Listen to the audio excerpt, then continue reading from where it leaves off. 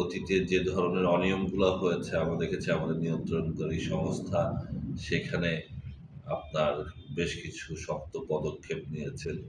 যার ফলে সেখানেও কিছু বিনিয়োগকারী যারা বিভিন্ন অনিয়মের সাথে জড়িত ছিলেন তারা মার্কেটে নিষ্ক্রিয় হয়ে পড়েন। তো আমরা যেভাবে কাজ করছি আমরা খুব আশাবাদী যে আমাদের মার্কেটটা দীর্ঘমেয়াদে একটা শক্তিশালী অবস্থানের দিকে যাচ্ছে।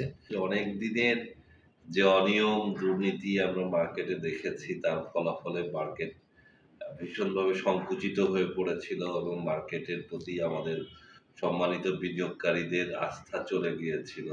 একটা আতঙ্ক বিরাজ করছিল। এই আতঙ্কটা থেকে মার্কেট বের হয়ে আসতে পেরেছে। বাট মার্কেটের কিছু ফান্ডামেন্টাল বিষয় থাকে সেগুলো যদি ঠিক না হয়, ভালো শেয়ার যদি মার্কেটে না আসে, বিনিয়োগকারীরা যদি না আসে বা আমাদের পুরা যে ম্যাক্রো ইকোনমিক সিচুয়েশন সেইখানেও আমাদের একটা বড় ধরনের যে একটা চ্যালেঞ্জের মধ্যে দিয়ে যাচ্ছে সেটাকে ঠিক হওয়া। তো আমরা যেভাবে কাজ করছি আমরা খুব আশাবাদী যে আমাদের মার্কেটটা দীর্ঘমেয়াদে একটা শক্তিশালী অবস্থানের দিকে যাচ্ছে এবং আমাদের সম্মানিত বিনিয়োগকারীরা তাদের যে দীর্ঘদিনের যে হতাশা ছিল এই মার্কেটটা ঠিকভাবে কাজ করছে না। আবার একই সাথে আমাদের যারা বিজনেসে আছেন তারা এখান থেকে সঠিকভাবে পুঁজি সংগ্রহ করতে পারছিলেন না। সেই জায়গাটা নিয়ে আমার মনে হয় যে হতাশা ছিল, শঙ্কা ছিল সেগুলা দূরীভূত হবে। তবে এই মুহূর্তে মার্কেটে যে ইন্টারেস্ট রেটটা যে মানি মার্কেটে ট্রেজারি বিল বন্ডের রেট 12% প্লাস হয়ে গেছিল। যার ফলে বিনিয়োগকারীদের একটা বড় বিনিয়োগকারী যারা তাদের একটা অংশ যে মানি মার্কেটের দিকে ঝুঁকে পড়েছিলেন।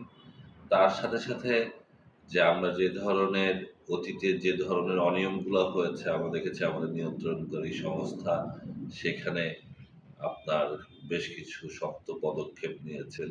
যার ফলে সেখানেও কিছু বিনিয়োগকারী যারা বিভিন্ন অনিয়মের সাথে জড়িত ছিলেন তারা মার্কেটে নিষ্ক্রিয় হয়ে পড়েন।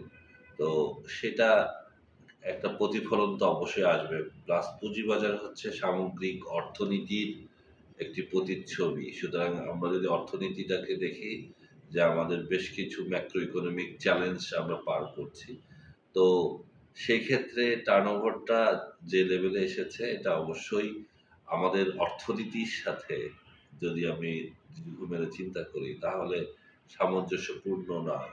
তো এটা অবশ্যই ঘুরে দাঁড়াবে এবং আমাদের টার্নওভারেও প্রত্যাশিত যে উন্নয়ন সেটা হবে বলে আমি আশা করছি।